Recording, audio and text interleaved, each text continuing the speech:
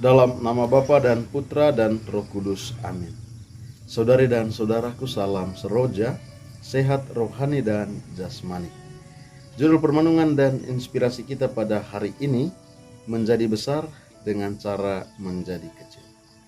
Ayat emas kita diambil dari Injil Lukas bab 9 ayat 47 sampai 48. Tetapi Yesus mengetahui pikiran mereka.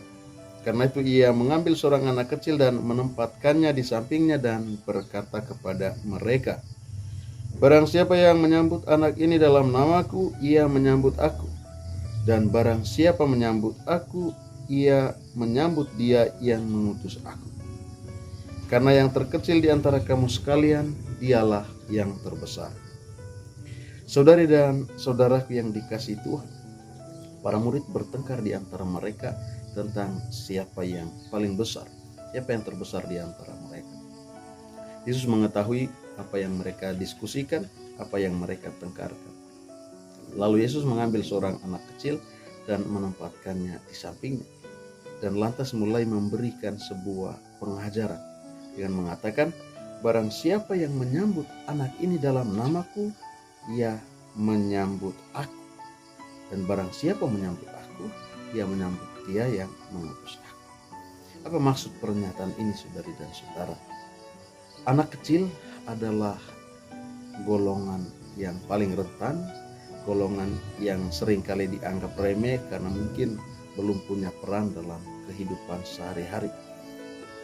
Anak kecil adalah golongan yang perlu mendapat perlindungan. Dan Yesus mengatakan, barang siapa menerima anak kecil dalam nama dia, merekalah yang terbesar. Menyambut mereka yang rentan dan tak dianggap saudari dan saudara membutuhkan kelapangan dan kerendahan hati. Ketika orang berlomba-lomba menjadi yang terbesar, berlomba-lomba menjadi orang besar, hanya mau menerima yang besar, hanya mau menerima yang wah-wah, yang menghasilkan pujian, Yesus malah menyuruh para muridnya untuk menjadi kecil, menerima mereka yang tidak dianggap orang, menerima yang diremehkan orang lain, menerima orang yang diremehkan dalam kehidupan sehari-hari, orang yang tidak punya peran dalam kehidupan sehari-hari. Yesus sendiri telah melakukan ini. Ia telah menjadi yang paling hina di antara ciptaan, karena dengannya ia mengangkat kembali martabat segenap ciptaan pada kemuliaan seperti sedia kala.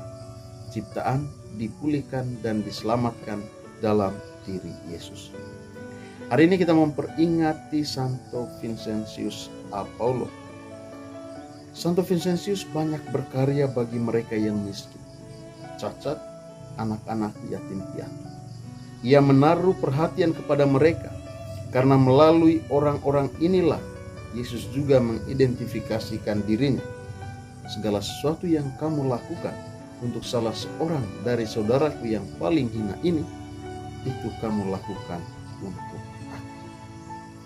Santo Vincentius mewariskan ungkapan yang sangat indah untuk meneguhkan pelayanan para pengikutnya, untuk meneguhkan pelayanan kita, untuk meneguhkan kehadiran kita. Cintailah Tuhan dengan kedua tanganmu, sampai kecapaian dengan butir-butir peluh yang mengucur dari wajah. Semoga kita memiliki kerendahan hati untuk memiliki kepedulian pada mereka yang rentan, pada mereka yang dianggap remeh, pada mereka yang tidak dianggap di dalam kehidupan kita sehari-hari. Semoga kita selalu ada bagi sesama kita, bagi mereka terutama yang rentan, mereka yang tidak dianggap di dalam kehidupan. Bunga mawar warnanya merah hati, mari kita memiliki kerendahan hati. Semoga Tuhan memberkati kita.